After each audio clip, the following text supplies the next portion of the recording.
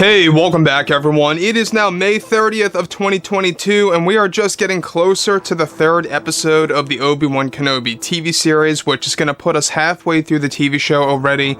Now, one thing that Deborah Chow wants to make sure of for the fans is that there is going to be a lot of expectations that will be held for the next 3 episodes after that. That's really going to build up further and further for the debut of the big confrontation between Kenobi and Darth Vader.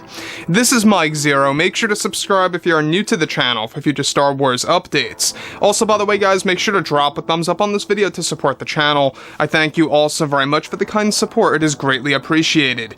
Now, one thing that a lot of Star Wars fans have been very interested about has a lot to do with exactly what's been going on with the roadmap of the franchise. Now, just today, alright, I don't know if you guys saw, but Kathleen Kennedy confirmed that Lando, the actual TV show about Lando Calrissian, is on hold, and that there's no development just yet because, alright, we have a lot of actors that are very busy with their schedules, a lot of actors are very busy with the other movies that they're working on, and Donald Glover specifically, has his hands tied right now. Not that the project is cancelled or anything like that, but that it's just on hold.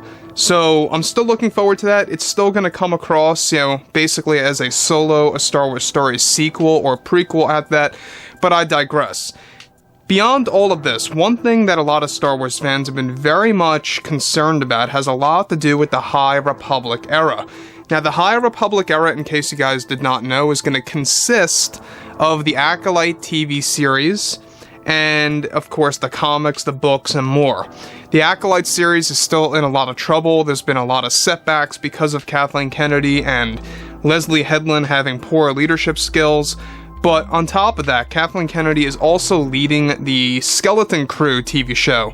That's basically Project Vortex, about the 10-year-olds that travel across the galaxy and get lost in space. So, with that being said, however, with Disney and Lucasfilm now officially involved with over 15 Star Wars projects that are being worked on at the same exact time, creators Jon Favreau and Dave Filoni are also heavily working on the Ahsoka Tano TV show for Disney+, which is aimed to become a multi-season show for the franchise.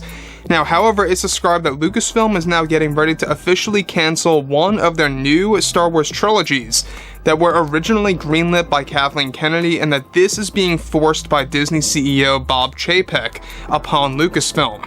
It's described that cancellation of this new trilogy comes from Chapek for many reasons, and is now being made final that will no longer debut to the fandom.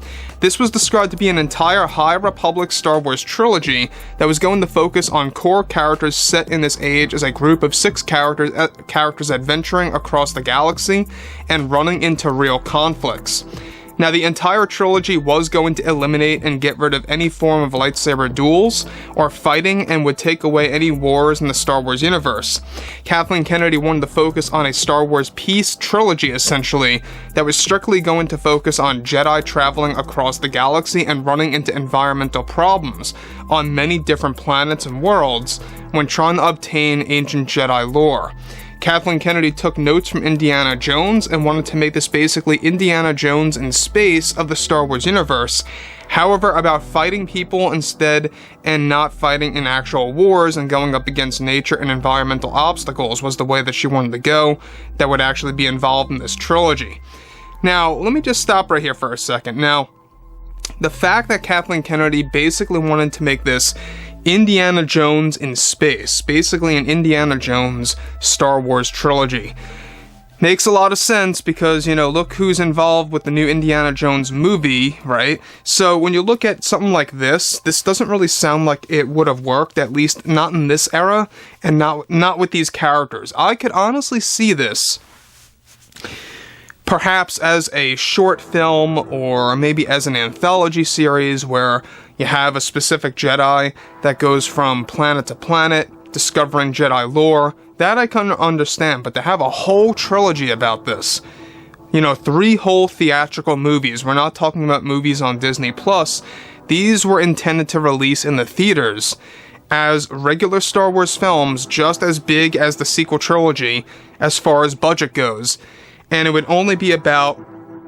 them going from planet to planet, world to world, finding Jedi lore, going through, of course, obstacles that are provided by nature and a lot of problems by, of course, all these different environmental hazards that they have to go through. That, to me, sounds like it would be very boring. I don't know about you guys, but it sounds like it was going to be a very big flop, and I can understand why Bob Chapek really, put the metal to the pedal here and said, let's just ram right through this project and just tear it to shreds. He just wanted to get rid of this thing as fast as possible and just call it a day. So, with that being said further, alright, characters like Geode the Rock was going to be a big focus in the series as well, who is a boulder that can use the Force. Another main reason why Bob Chapek decided to cancel this trilogy and make it final is that it had a ton to do with the fact that Kathleen Kennedy's sub-stories had to do with deconstructing the character Yoda in the trilogy. There were even plans in the script already that involved Yoda walking away from the Jedi Order and even turning himself off from the Force for a while, just as Luke did in The Last Jedi. This was going to be a big problem for the films, and Bob Chapek knew this, of course, and wanted to prevent any form of backlash at all. This trilogy was not only really going to be deeply based on the HR books and comics, and was going to have its own stories that would also focus on the Nihil and new secrets of the dark side that would create big changes to the Star Wars lore in these new movies. Additionally, Kathleen Kennedy was also going to introduce the beginning of the Jedi Order and how it all began, as well with flashbacks that were meant to be used in the HR trilogy. This is now something that John and Dave will be taking care of in other Star Wars projects on Disney Plus for the Star Wars fans. Kathleen Kennedy is still having issues with the Acolyte series as well, with writer Leslie Headland having a lot of setbacks as we speak, one after the other. Now, here's the thing about the Acolyte series. That, too, is going to be based in the High Republic era. You're going to see a lot of remnants of this HR trilogy that was supposed to be a big deal by Kathleen Kennedy that has now been canceled officially by Bob Chapek. Now, the fact that Geode the Rock was going to be a main character in this, it would have made the series laughable. It would have made the actual trilogy come off as a parody. I don't know if you guys know this character, by the way. Basically, Geode the Rock, alright, or just Geode as a lot of fans call him, but it's basically a Force-sensitive boulder or tombstone that is able to communicate with the Force users and/or Jedi in its own way. Now, that to me, it just sounds very strange, and it just goes to show you that Kathleen Kennedy had a very, a lack of creativity at the time when making the High Republic era. I mean, let's face it, when you come up with a character that's just a stationary rock, it's not even like a rock in the form of a human or a humanoid, like the Thing from Marvel. It's not like that. It is literally a stationary boulder/tombstone just sitting there in the ground. That's it.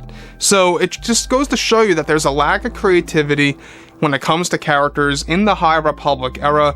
Even the Jedi themselves lack creativity, in my book at least. There's nothing really special about them per se.